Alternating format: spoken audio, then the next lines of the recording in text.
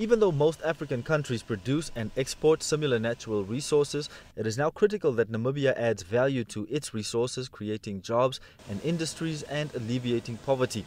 Kugangelwa Amadilla says integration between African states is crucial if these aspirations are to be realized, and is to be done through trade and the harmonization of policies to ensure economic diversification for these countries to become industrialized economies on the continent.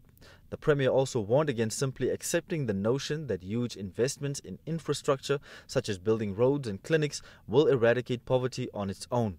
The day Africa needs not only to increase the rate of growth of its economy, to restructure it, Africa needs to ensure that its people are uplifted, they are lifted out of poverty, because we are a continent that is more endowed in terms of natural resources than other economies. We are a continent where investment returns are the highest around the world, and that is why you are seeing larger multinationals opting Africa as a destination for their investments, but our people continue to be poor. Kugangelwa Amadilla, however, says that while such investments are necessary, similar growth should be reflected in fighting hunger and economic inequality.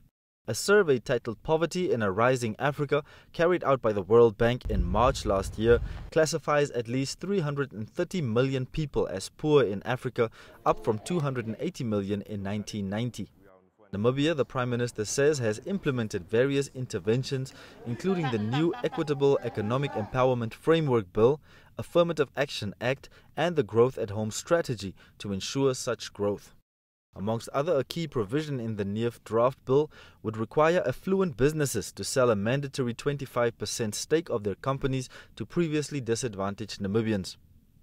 We are hoping that when all these programs are implemented, that we all agree need to be implemented, our individual citizens, our youth especially, and our private sector actually embrace and optimize these opportunities to empower themselves and to grow and develop our country.